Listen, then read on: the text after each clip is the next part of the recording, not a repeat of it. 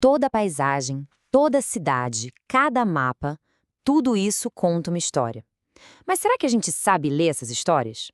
É exatamente isso que vamos fazer aqui.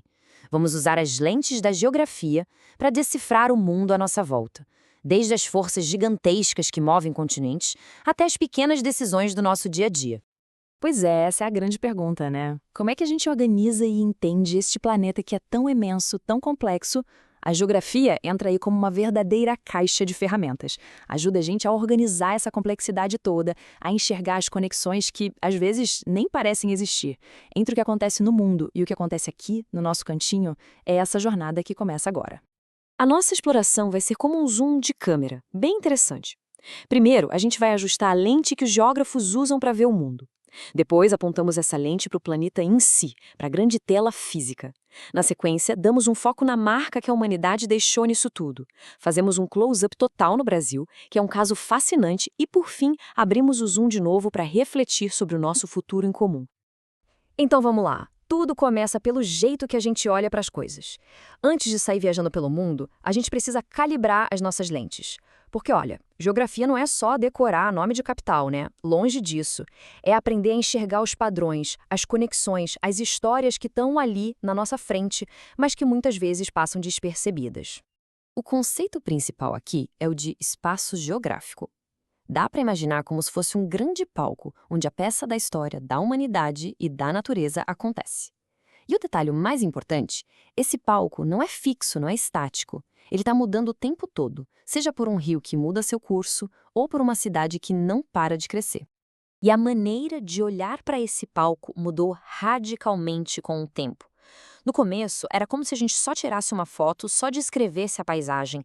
Depois, com a geografia quantitativa, a gente começou a usar dados, números, quase como um detetive procurando pistas nos padrões. Hoje em dia, a geografia crítica vai mais fundo e pergunta: por quê? Por que um bairro tem mais parques que outro? Como as decisões econômicas de um lado do mundo afetam a vida do outro? Ela questiona o poder que existe por trás dos mapas. Bom, com as lentes ajustadas, vamos olhar agora para a base de tudo, o próprio planeta. Porque antes de existir qualquer cidade ou fronteira, existiam as forças monumentais que esculpiram a nossa casa. As rochas, a água, o ar. O chão que a gente pisa não está parado, de jeito nenhum. Ele é constantemente esculpido por duas grandes forças. As internas, que vêm de dentro, como o movimento das placas tectônicas, que erguem montanhas, e as forças externas, como o vento e a chuva, que vão desgastando e redesenhando a paisagem, bem devagarinho, dia após dia. E essa dança de forças da Terra cria uma diversidade que é nossa espetacular. O Brasil é a prova viva disso. Por ser um país com tamanho de continente, com planícies e montanhas, ele tem um verdadeiro mosaico de climas. A gente vai do calor úmido da Amazônia, passa pelo semiárido do sertão e chega até no frio subtropical que pode trazer neve para o sul. Cada um desses é um mundo diferente. E, claro, onde o clima muda, a vida se adapta. Essa variedade de climas sustenta 6 biomas espetaculares no Brasil. Da biodiversidade explosiva da floresta amazônica, passando pela savana única do Cerrado, até as planícies inundadas do Pantanal, cada bioma é um tesouro de vida, com suas próprias regras e suas próprias maravilhas. Certo, agora vamos adicionar outra camada a esse mapa: a camada humana. Como é que as nossas sociedades, nossas economias e culturas interagem com esse projeto físico da Terra e acabam transformando ele? Um bom exemplo é o jeito que a gente produz comida. De um lado, o agronegócio, plantações imensas de uma coisa só, máquinas de alta tecnologia e uma produção toda voltada para exportação. Do outro, a agricultura familiar, que é quem de fato bota comida na mesa da maioria dos brasileiros, com mais diversidade e numa escala mais humana. São duas visões de mundo que desenham paisagens radicalmente diferentes no mesmo país. E essa transformação vai muito além do campo. A economia brasileira como um todo virou a página.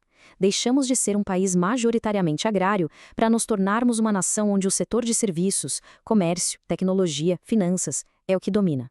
Esse gráfico não mostra só números. Ele conta a história de milhões de pessoas que migraram para as cidades em busca de novas oportunidades, redesenhando completamente o mapa humano do Brasil. Ok, agora que a gente já tem as ferramentas conceituais, a base física e a camada humana, vamos aplicar tudo isso. Vamos dar um zoom máximo para entender como essas forças se combinam e até se chocam para criar a realidade geográfica tão complexa do Brasil. Um jeito muito interessante de entender o Brasil é por suas 3 grandes regiões geoeconômicas, que vão além da divisão política dos estados. A gente tem a Amazônia, com sua imensidão e riqueza natural, o Nordeste, com sua história e seus desafios, e o Centro-Sul, que é o verdadeiro motor econômico e populacional do país. E o ponto crucial é este: a geografia humana do Brasil é marcada por uma concentração gigantesca. A maior parte das pessoas, das indústrias, da riqueza, está tudo espremido na faixa litorânea do Centro-Sul. Isso acaba criando desigualdades regionais enormes, que são uma característica fundamental do país. Agora, vamos fazer o movimento final do nosso zoom, para fora. Os desafios que a gente viu no Brasil, como o uso da terra, a desigualdade, não são únicos. Eles são a versão local de questões que toda a humanidade enfrenta numa escala planetária. Estamos falando de problemas que ignoram fronteiras. A fumaça de um continente pode escurecer o céu de outro. O plástico de um país ameaça a vida marinha de todos. O aquecimento global, a poluição, a perda de espécies, são crises que estão todas interligadas e que exigem uma resposta unificada. A comunidade internacional tem tentado responder a esses desafios. Acordos como o Protocolo de Quioto e, mais recentemente, o Acordo de Paris são passos cruciais nessa tentativa de coordenar uma resposta global para a crise climática. Tudo isso nos leva a um conceito fundamental: a sustentabilidade. A ideia não é parar o desenvolvimento, mas sim encontrar uma forma de viver e prosperar que garanta que as futuras gerações também tenham essa mesma oportunidade. É o princípio que deve guiar nossas ações daqui para frente.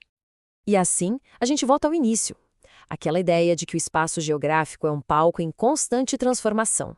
As decisões que tomamos hoje, como usamos nossos recursos, como planejamos as cidades, como cooperamos como espécie, estão ativamente desenhando o mapa do futuro.